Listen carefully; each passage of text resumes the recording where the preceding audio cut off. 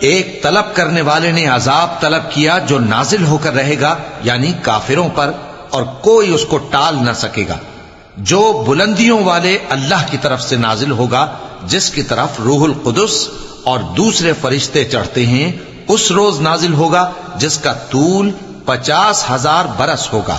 تو تم کافروں کی باتوں کو حوصلے کے ساتھ برداشت کرتے رہو۔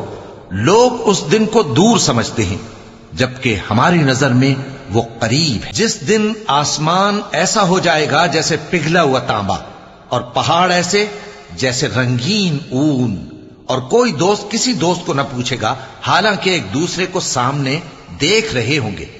اس روز گناہگار چاہے گا کہ کسی طرح اس دن کے عذاب کے بدلے میں سب کچھ دے دے، یعنی اپنے بیٹے اور اپنی بیوی اور اپنے بھائی اور اپنا خاندان جس میں وہ رہتا تھا، اور جتنے آدمی زمین پر ہیں غرض سب کو دے ڈالے، پھر اپنے آپ کو عذاب سے چھڑا لے۔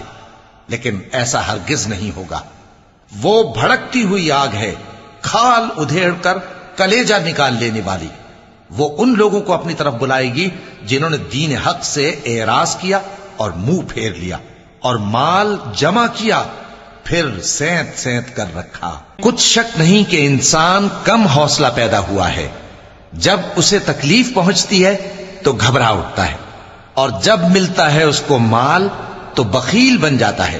مگر نماز ادا کرنے والے جو نماز کا التزام رکھتے اور ہمیشہ پڑھتے ہیں، اور جن کے مال میں حصہ مقرر ہے، یعنی مانگنے والے کا اور نہ مانگنے والے کا، اور جو روز جزا کو سچ سمجھتے ہیں، اور جو اپنے پروردگار کے عذاب سے خوف رکھتے ہیں، بے شک ان کے پروردگار کا عذاب ہے ہی ایسا کہ اس سے بے خوف نہ ہوا جائے۔ اور جو اپنی شرمگاہوں کی حفاظت کرتے ہیں مگر اپنی بیویوں یا باندیوں سے کہ ان کے پاس جانے میں انہیں کچھ ملامت نہیں، اور جو لوگ ان کے سوا اور طریقے ڈھونڈیں تو وہ حد سے نکل جانے والے ہیں، اور جو اپنی امانتوں اور اپنے عہد و پیمان کا پاس کرتے ہیں، اور جو اپنی گواہیوں پر قائم رہتے ہیں، اور جو اپنی نماز کی پابندی کرتے ہیں، یہی لوگ جنتوں میں عزت و اکرام سے ہوں گے۔ تو اے نبی، ان کافروں کو کیا ہوا ہے کہ تمہاری طرف دوڑے چلے آتے ہیں، دائیں اور بائیں سے گروہ گروہ ہو کر جمع ہوتے جاتے ہیں؟